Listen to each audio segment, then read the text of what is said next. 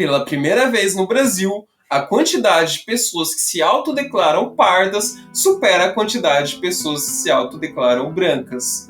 Isso é algo muito importante para o Brasil, que é um país que mais possui afrodescendentes fora da África, só que isso nos traz uma outra discussão, que é: quem é o pardo, afinal de contas? É isso que vamos discutir nesse vídeo, com base no IBGE, na filosofia e em estudos da sociologia. Vamos tentar responder essa questão super difícil e esse paradoxo. Se gostou do conteúdo, já vai deixando um like, se inscreva no canal e vamos lá! Essa notícia recente que saiu no Brasil, né, dos resultados do IBGE, é algo que me deixou bastante contente, porque a pessoa se identificar com aquilo que ela realmente é e valorizar esses traços culturais é algo extremamente importante, em que infelizmente só ocorria essa valorização do ponto de vista europeu, mas não do ponto de vista africano. Ao decorrer dos anos, ao decorrer das décadas, nós estamos vendo um movimento de autoafirmação dos negros e um movimento muito forte cultural dos negros, né? Então isso é algo muito interessante, muito importante também. Só que isso, como eu disse no começo do vídeo, traz uma reflexão importante. Afinal, quem é o pardo? E para essa reflexão, eu trouxe aqui um título até engraçado, que é Pardo de Schrödinger. Quem é Schrödinger? Schrödinger foi um físico extremamente importante, e nesse vídeo o que é importante trazer dele é o conceito do gato de Schrödinger. Imagina que você tem uma caixa aqui. Essa caixa está fechada e não tem como você saber o que tem dentro. Você só sabe que existe um gato dentro dessa caixa. Enquanto você não abrir essa caixa, esse gato pode estar tanto vivo quanto morto. Vivo, morto, morto, vivo. Então, esse gato está no limbo ali. E ele está meio que perdido. Quem eu sou? Miau? Ele não sabe quem ele é, esse gatinho. E a mesma coisa em relação ao pardo. Porque quem é pardo sabe muito bem e sofre isso diariamente. Em determinados ambientes que você está, você é branco. Em outros ambientes que você está, você não é branco o suficiente para ser branco e vai ser pardo ou preto. Só que se você vai ali no movimento negro, eu tenho relatos de vários amigos disso, às vezes o próprio movimento negro fala: não, você é branco demais para fazer parte do movimento, ou você vai sofrer algum tipo de preconceito, né? Óbvio, não estou generalizando, dizendo que todo movimento é assim, mas existem algumas pessoas que são assim. Então, isso já coloca o pardo, afinal, que raios eu sou? E você é pardo, mas o que é ser pardo? Porque as pessoas falam: pardo não é uma cor, é um papel. Mas beleza, mas o que fez o papel pardo ser chamado de pardo? Não foi a cor?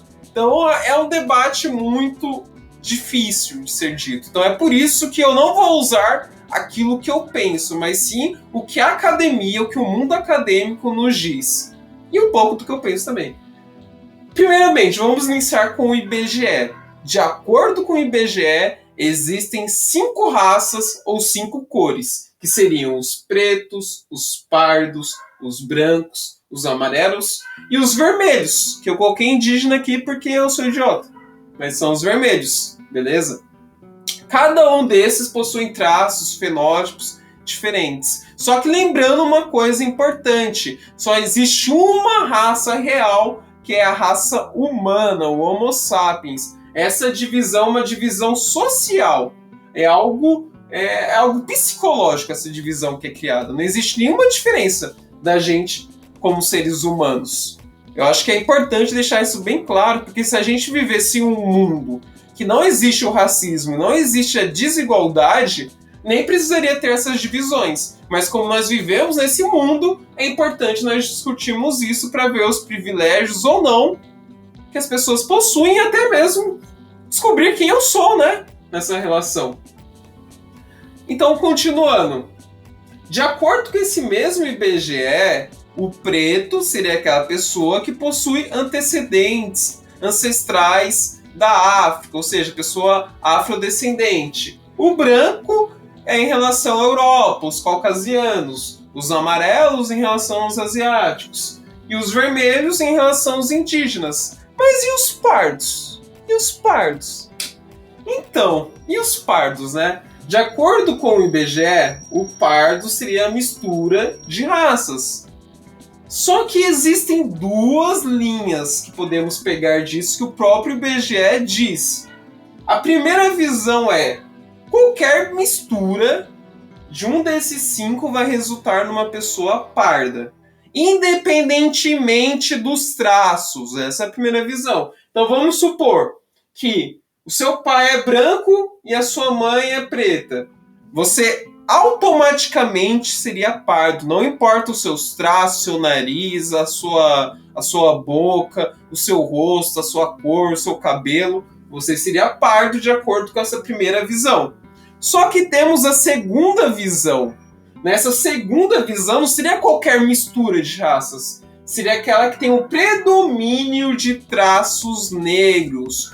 Então isso ia qualificar o pardo. Aí já é uma definição um pouco mais objetiva. Mesmo que seja um pouco subjetivo dizer o que seria esse predomínio de traços negros, já existe uma objetividade maior aqui nessa segunda definição. Só que aí, vamos para esse quadro aqui em cima. Essas pessoas que eu coloquei aqui são pessoas extremamente famosas, que todo mundo conhece, pelo menos aqui no Brasil. O Neymar. Como que vocês colocariam o Neymar? Qual cor vocês colocariam o Neymar? Antes dele jogar na Europa, ele se qualificava como branco. Só que depois dele jogar na Europa, ele mesmo se identificou como pardo. Anitta. Como vocês identificariam a Anitta? Uma coisa é a Anitta antes de fazer as cirurgias. Outra coisa é a Anitta depois das cirurgias. Que até coloca uma coisa que a sociologia diz: quanto maior o poder aquisitivo da pessoa, quanto maior a classe social, maior a chance das pessoas identificarem elas como mais partes dos brancos, quanto mais perto dos brancos. A gente vai discutir isso um pouco mais pra frente. E o Ronaldo? Ronaldo, fenômeno, jogador excelente de futebol. Como que vocês identificariam? Ele mesmo se identificou como branco. Mas isso gerou uma certa polêmica na época. Ele realmente é branco. Então, é outra polêmica aí, porque tem pessoas que enxergam ele como pardo. O próprio presidente Lula e o próprio ex-presidente Fernando Henrique Cardoso são pessoas que se identificam como pardas, só que isso também gera outros tipos de discussão, porque visualmente eles parecem mais brancos. Então, esse é o Schrödinger, esse é o caso desse paradoxo.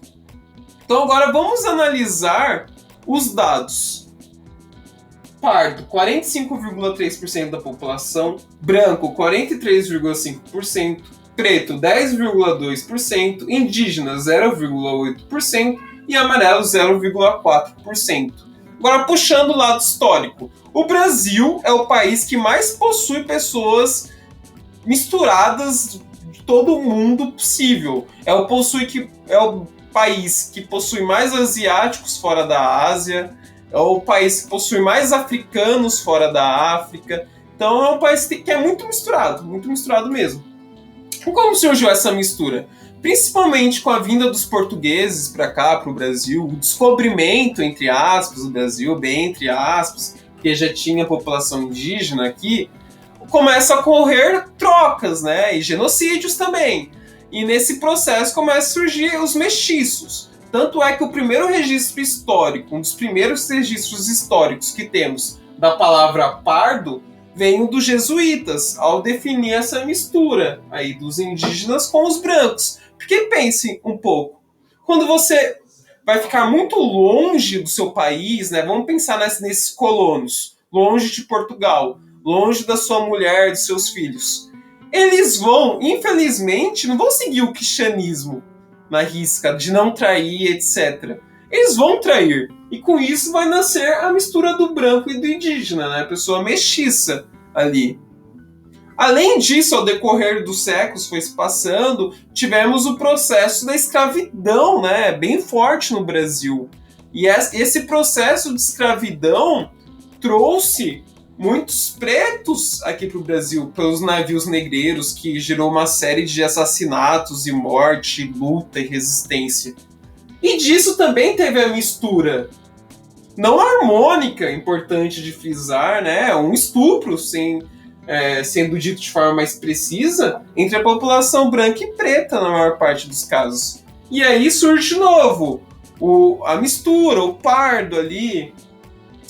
Só que depois, quando já está ali no processo do final da escravidão, né, em 1888, o Brasil começa a convocar pessoas da Europa, brancos, para trabalhar aqui, e também os amarelos, mas o privilégio era para os brancos. Queriam ter mais brancos, queriam embranquecer a população. Assim tivemos uma vinda muito forte de pessoas da Itália, da Alemanha, principalmente da Itália, quando a gente fala aqui em São Paulo, né? E também tivemos o pessoal vindo do Japão, dos países da Ásia de forma geral aqui também. Então começou a ter essa mistura louca. Só que nessa mistura louca é nítido uma coisa, que a população do Brasil realmente está certa agora? Realmente, se formos colocar esse gráfico, a identificação está correta? Temos essa quantidade de pessoas pardas, essa quantidade de pessoas brancas, essa quantidade de pessoas pretas? Minha opinião sincera, não, acho que não. Acho que a quantidade de pessoas pretas e pardas ainda deveria ser maior do que essa quantidade que está agora. E o porquê isso ocorre? É esse que está a segunda parte do vídeo, que é a parte filosófica.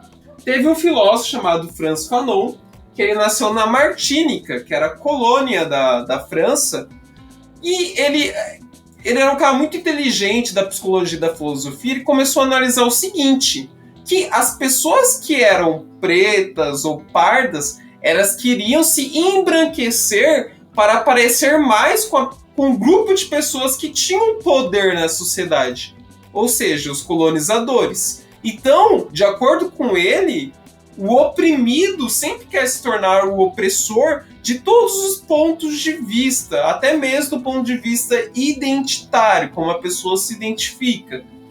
Então ele escreveu um livro chamado Pele Negra, Máscaras Brancas, que é justamente isso. Você tem a sua pele ali, como que é, mas você vai usar uma máscara que vai te colocar um status maior na sociedade branca. E é isso que ocorre bastante com jogadores de futebol, não é? O jogador muitas vezes é pardo ou preto e acaba se casando ou constituindo família com pessoas que são brancas. Porque, de acordo com Frantz Fanon, isso agrega mais poder para a pessoa, ela se casar com uma pessoa branca. É por isso que também temos muitos relatos daquele avô seu, possivelmente, que possivelmente era preto, que queria que você, ou seus netos, ou os filhos, se casassem com pessoas brancas. O próprio quadro da Redenção de Cannes é um retrato disso. Da senhora agradecendo aos céus por sua netinha ter nascido com traços mais brancos. E isso nos remonta ao colorismo. Aqui, nessa linha que é traçada, podemos discutir o que é esse colorismo. De um lado estão os brancos, do outro lado estão os pretos.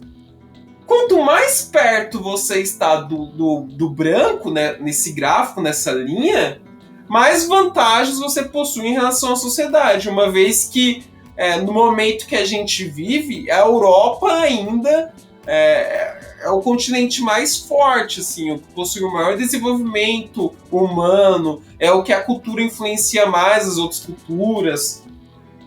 Enquanto quando você está mais perto daquele outro quadrante preto, mais oprimido você é. Então vamos colocar o caso da Anitta. Antes das cirurgias dela, antes dela ficar famosa, antes dela ficar rica, provavelmente ela era mais oprimida. Só que a partir do momento que ela constituiu mais renda e com as cirurgias dela, ela ficou cada vez mais perto da parte branca. E a mesma coisa se enquadra aqui em todos os casos relatados. Então, quando a gente vai analisar o que é o pardo a gente não pode dizer de um ponto de vista 8 ou 80, maniqueísta, mas de um ponto de vista gradativo, porque você tem vários tipos de pardo. Você pode ser um pardo mais perto do branco, que apenas em poucas hipóteses você vai ser visto como pardo. Muitas pessoas vão te interpretar como branco em muita parte dos casos. A não ser se você for numa região, falando no caso do Brasil, como o sul do Brasil, que possui um vestígio histórico muito mais forte europeu, talvez você possa ser interpretado de outra forma. Mas a maior parte dos casos, e até mesmo no Rio Grande do Sul, você vai ser visto como branco. Esse é um tipo de pardo. Mas temos aquele pardo que está justamente no meio aqui, que depende da ocasião, depende de quem que ele está conversando, do papel social que ele está inserido. E temos a pessoa que está muito perto do preto. Aí ela vai ser vista como um preto ou como um pardo, dependendo da ocasião. Então, para dar uma resposta a essa questão do pardo de Schrödinger, eu diria que é o seguinte: o ser humano ele se constitui numa relação dialética do eu e do outro, na qual o eu costuma ser visto como um branco, mais poderoso, mais forte, e o outro, aquilo que as pessoas não querem ser, aquilo que é mais fraco do ponto de vista sociológico, que seria o preto. Então, nesse embate dessa relação dialética, o preto muitas vezes quer se tornar igual ao branco, que é um processo extremamente triste. Mas, como eu disse, de forma positiva, isso está se modificando ao decorrer dos anos, porque nós vemos um movimento cada vez maior do movimento Black, que reafirma a identidade. Não, eu não sou visto como o outro, mas eu sou visto como eu, como negro, e eu não quero ser branco, eu vou valorizar a cultura negra, afrodescendente. Então, isso daí é um movimento extremamente importante aí para a questão da cultura negra. E agora, aprofundando mais um pouco ainda esse debate, quando a gente fala da perspectiva de identidade, que é essa a discussão do vídeo, a gente tem que entender que as identidades não são puras do ponto de vista da sociologia. E não existe uma identidade fixa. A sua identidade é de acordo com o contexto social que você está inserido. Existe um cara da sociologia chamado Madden, que ele cria o conceito de atores sociais e papéis sociais, que diz basicamente o seguinte: você, Luan, você que está assistindo agora o vídeo também, você não possui uma identidade fixa. Ela é construída e moldada de acordo com o ambiente que você está. Uma coisa é o Luan aqui, youtuber, uma coisa é o Luan gamer, outra coisa é o Luan professor trabalhando numa escola, outra coisa é o Luan na igreja rezando lá na missa. Então, a cada ambiente que você está inserido, você se modifica como sujeito, porque é como se você fosse um ator. De acordo com a fala das pessoas, de acordo com a tribo social que está ali presente, de acordo com os jogos de poder que está ali no ambiente, a pessoa mesmo se modifica. E isso não quer dizer que ela é falsa. Pelo contrário, quer dizer que esse é um processo natural que todo mundo passa. Todo mundo se modifica de acordo com o ambiente. É por isso que nós somos camaleões, no final de contas, do ser humano. Então, finalmente, concluindo aqui esse vídeo, pardo de Schrödinger.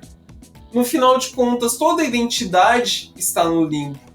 Não apenas o pardo. É que o pardo é a fênese máxima dessa questão. O pardo é como se fosse a variável que coloca luz a toda essa questão da identidade. Como que a própria identidade em si é uma questão paradoxal, que não existe uma definição. E é por isso que gera esse estranhamento. Mas é que, na verdade, não é apenas o pardo, mas é o branco, é o vermelho, é o indígena.